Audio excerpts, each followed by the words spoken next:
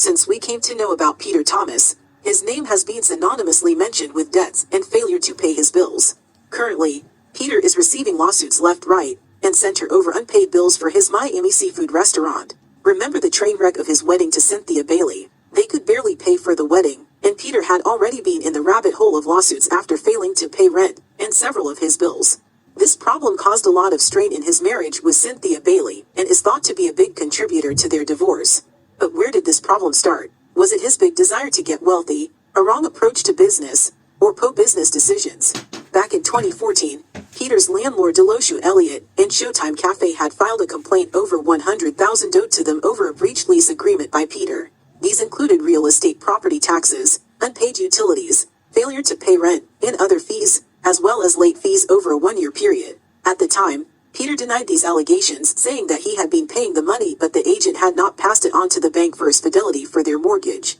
Shortly after, he expanded the bar to 3 locations in Baltimore, Miami, and Charlotte, but it seems that almost every location was hit with a lawsuit for unpaid rent, taxes, salaries, or other bills.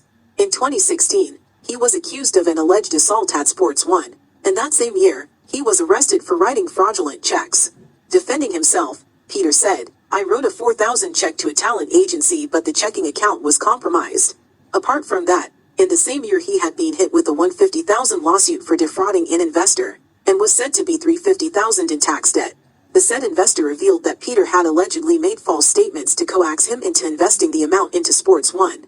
Peter had told the investor that on top of giving him 15% ownership, he had personally invested $3 million into the club, and had set up filming opportunities with Roa, and a possible spin-off would be filmed called What's Peter Doing Now? It was a dramatic year for him, as he had been hit with 4 separate liens relating to Bar One. He had also been sued for failure to pay rent on the bar and many other debts, and a few months later the bar was closed for good. He finally filed for bankruptcy in 2013, causing the case to be dismissed. In 2019, Sports One bar in Charlotte shut down over a $237,000 tax lien after Peter committed his finances to several other projects, causing his finances to run dry.